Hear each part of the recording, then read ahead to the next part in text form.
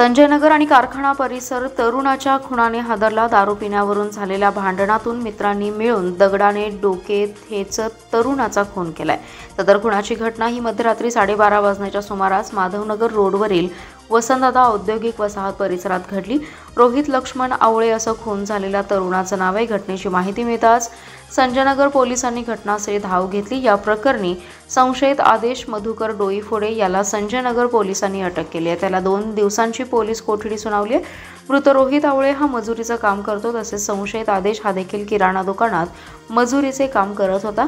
दोघेही एकाच झोपडपट्टीत राहत होते, त्यामुळे त्यांची ओळख होती।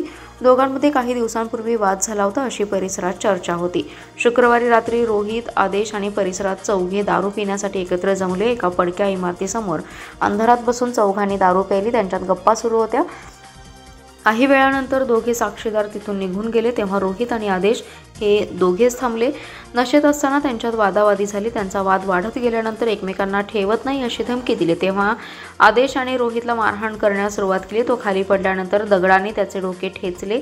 तो निश्चित पडल्यानंतर आदेश तिथून निघून गेला। संजयनगर पोलिसांची पेट्रोलिंग करणारी गाडी औद्योगिक वसाहतीमधून जात होती, तेव्हा त्यांना BSNL ऑफिसजवळ पडक्या इमारतीसमोर गर्दी दिसली, त्यामुळे पोलीस तिथे आले। त्यांनी गर्दी हटवली। पाहणी केल्यानंतर मृत तरुण पालथ्या स्थितीत रक्ताच्या थारोळ्यात पडल्याचं दिसलं। बाजूलाच रक्ताने माखलेला दगड पडला होता। चौकशी केल्यानंतर मृत तरुणाचं नाव रोहित आवळे असल्याचं समजलं। संजयनगर पोलीस ठाण्याचे निरीक्षक सतीश कदम यांना हा प्रकार कळवला। ते तात्काळ घटनास्थळी दाखल झाले। मृताच्या नातेवाईकांना कळवलं।